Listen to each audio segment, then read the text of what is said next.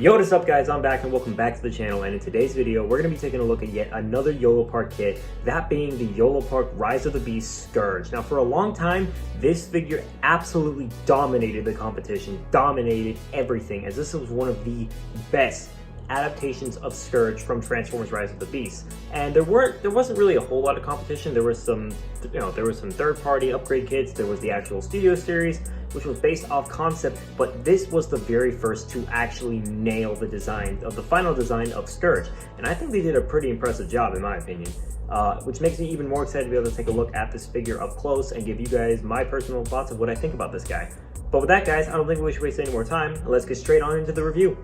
And here we are with the Yolopark Rise of the Beast Scourge, a figure that truly is just such a remarkable figure to have in a shelf, in a collection, whatever. He just looks truly amazing, and you can't really go wrong with this Yolopark kit due to his articulation, his accessories, his posability. Everything about him is just truly remarkable, and I love it. And I'm gonna show you guys what I mean more as we take a look here at this figure.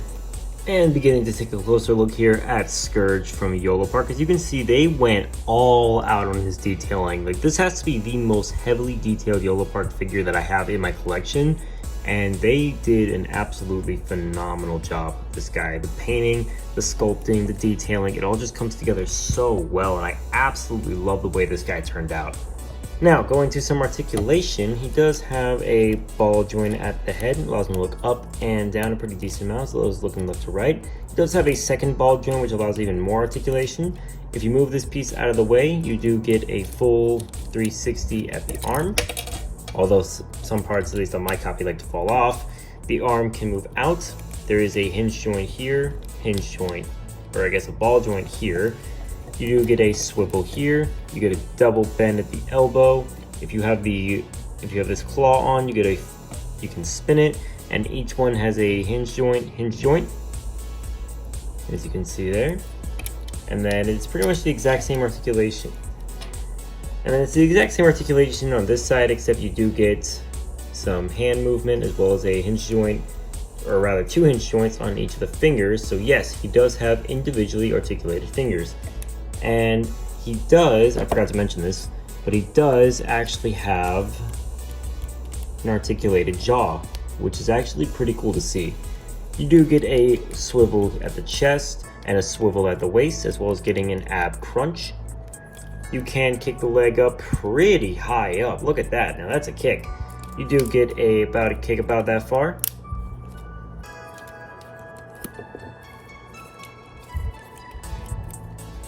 You do get a beautiful spread, swivel here. You get, if you move this piece down here down like this, you get a double bend at the knee.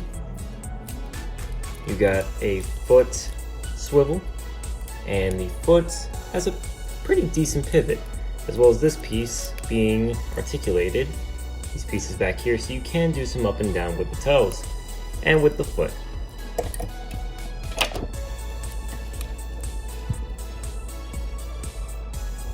So overall, the articulation on this guy is actually really solid, and it allows you to get him into so many dynamic poses, which is something that I absolutely love about these Yolopark kits. But what about his accessories? Well, let's get into that. Now, beginning to take a look at his accessories, we're going to start off here with his blade, and as you can see, they did a really good job sculpting this blade. As you can see, he has all the different cracks and the different detailing, and the way you attach this onto the sword is there is a little slot right here, and this tab simply just slides into it like so. Now personally, I like to have the fist curled up whenever I have his blade out. As you can see, it just looks so good on his arm, and I absolutely love the way this looks. It just completes him so well.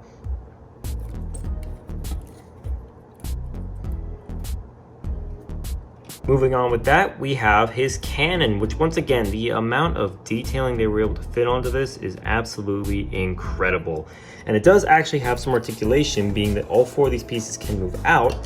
And the way you attach this is, now if you haven't gotten this yet, fair warning, at least on my copy, this middle piece likes to come out a lot. So what I do is I put my thumb on the inside about right here, and then grab my fingers to pull it out. That way this doesn't really come apart.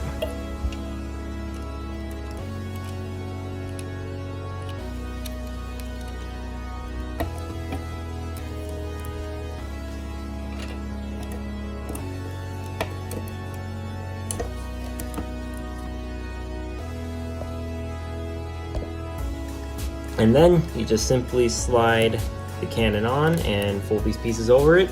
And look at that. Look out how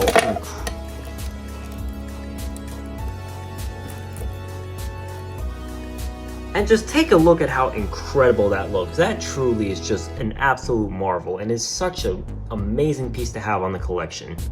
Now, on top of having his weapons, you can actually remove his mask like in the movie, which by the way, that already looks fantastic. And you get that incredible looking head sculpt, but as you can see, there's this giant tab in the middle.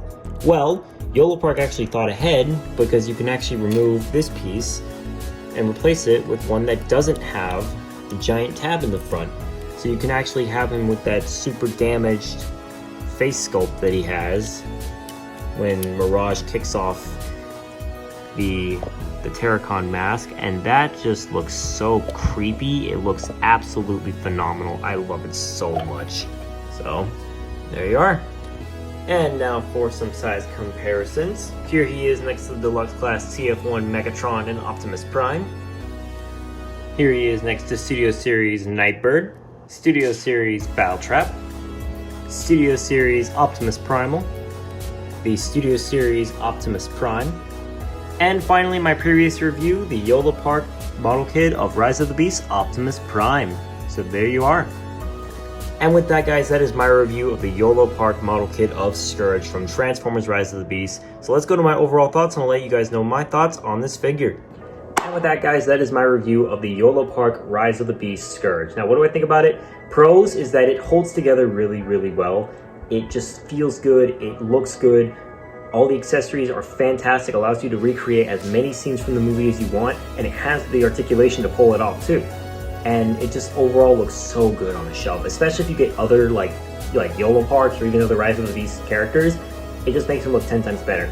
The only negative is that over the course of time, the joints do get a little loose depending on how often you mess around with him. So I would be a little cautious on that, but I mean, that's not really that big of a deal considering that he can still hold up a lot of the poses you put him in. So if I had to give him an honest rating between 1 to 10, I'd have to give him a very solid 9.5 out of 10. Only thing that kills it for me is that some of the shoulder pieces do fall off kind of easily, and the fact that he does get a little loose over time. But hey, that's not a huge deal in my opinion. But with that, guys, that's going to go ahead and mark the end of the video. I really hope you guys enjoyed. If you did, be sure to subscribe to the channel if you're new. Hit that like button, turn on bell notifications so you guys don't miss another video from your boy. Comment down below your thoughts on Yolopark Scourge, and what is your favorite Yolopark kit? I would very much like to know about that. And with that, guys, I'll see you all in the next one. Have a good day, have a good night, and I'll catch y'all on the flip side. Be sure to like, follow, and subscribe. This is Optimus endorsing Thundermus Prime. It's prime time.